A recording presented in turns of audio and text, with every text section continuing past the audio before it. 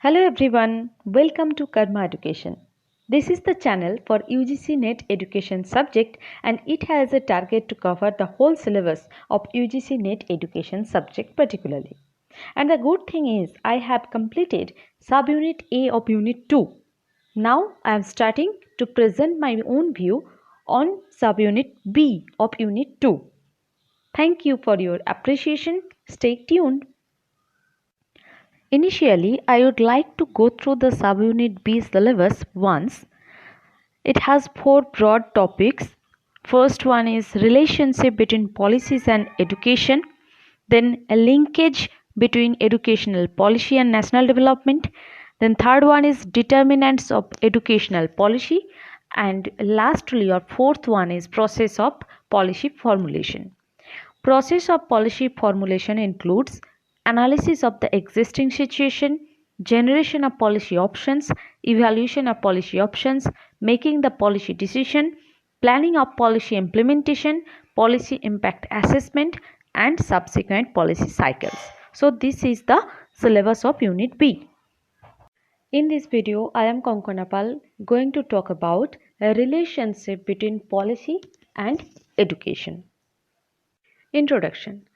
The citizens of a democratic country have the power to elect representatives to hold the power as well as to take the civic responsibility of government, and thereafter government will cater the need and well-being of the people.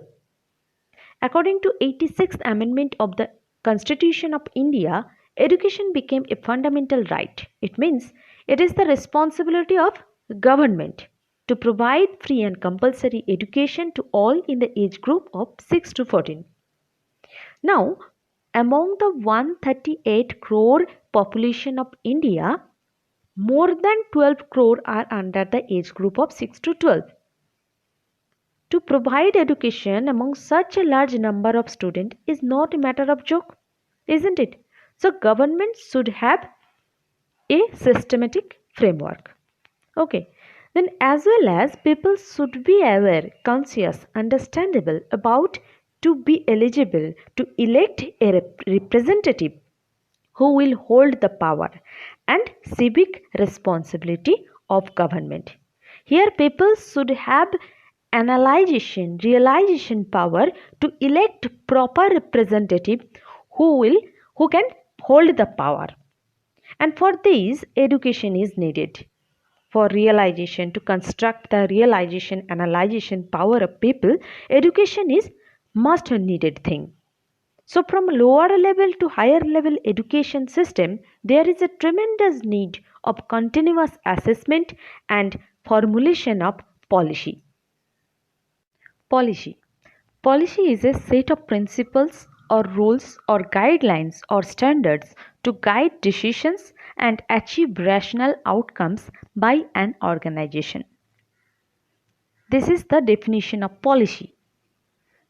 In this definition, what decision, it is clear that policy is a set of principles. Okay. And then what decision will be guided by a set of principles? What decision? To analyze existing situation, if any problem is identified, then according to the problem, some decisions are taken by decision maker. In the definition of policy, this is the decision which have been guided by a set of rules. Okay, then rational outcome. After generating decisions, making choice between alternatives is a rational outcome. After generating decisions, making choice between alternatives, because there are not a single decision have been taken. So many decisions are generated.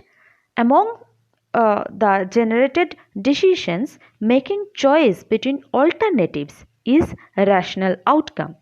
So desired objectives would be achieved by decision making. Policy process includes 3 phases: input, decision making, and output. Input means problem.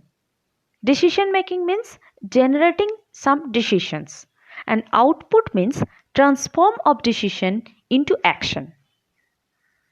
To conduct a systematic work with fruitful end result, there is a need of policy in any organization or any governmental work. Fruitful end result means pre-decided objectives are achieved in the sense. Okay.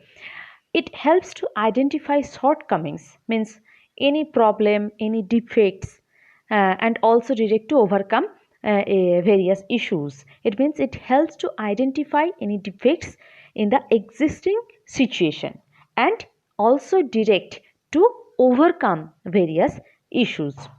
Policy is a continuous process. It is a continuous process.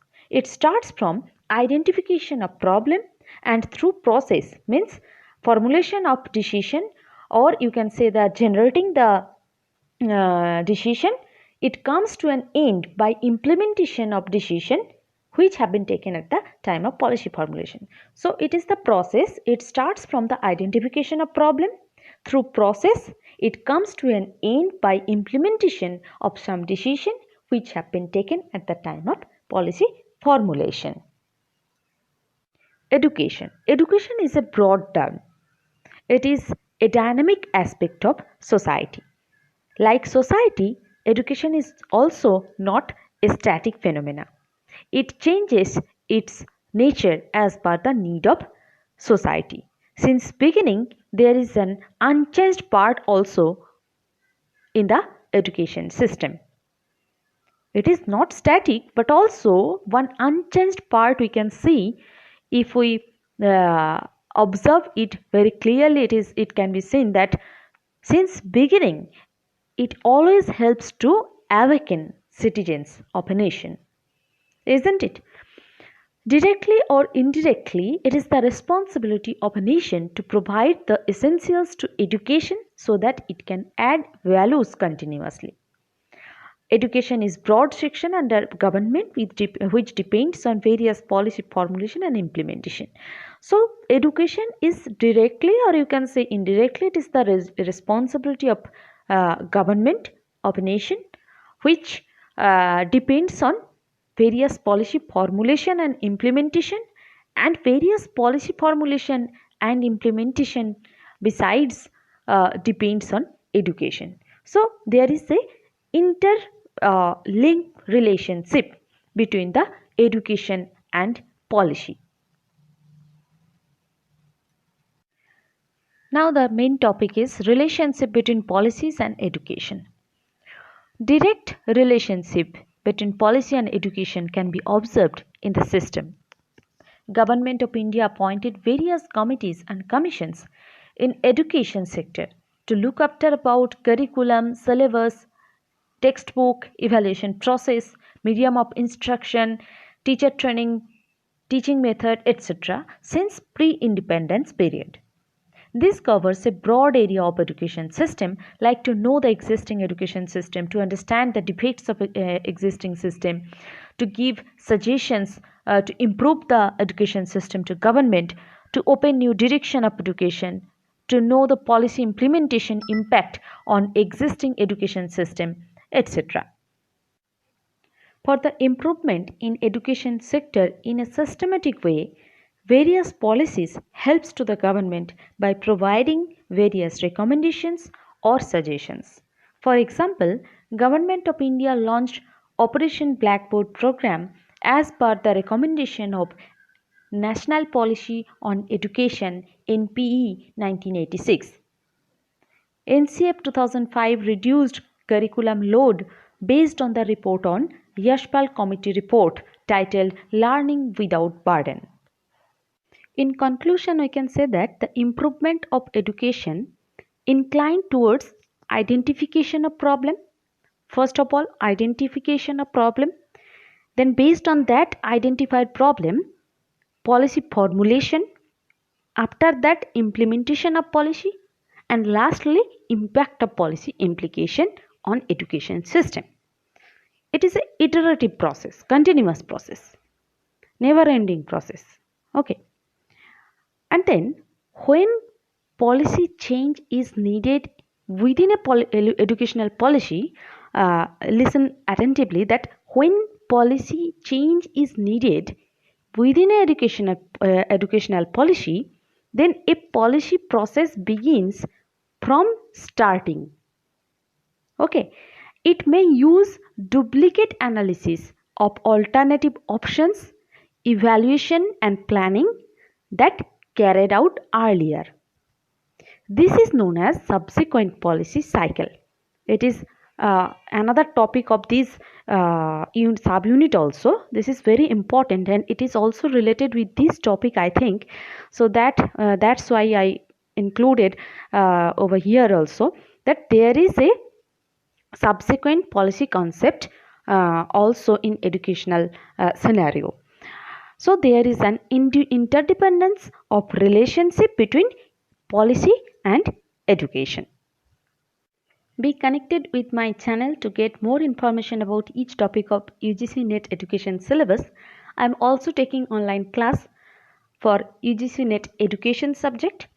Interested viewers can comment me in the chat box. Thank you.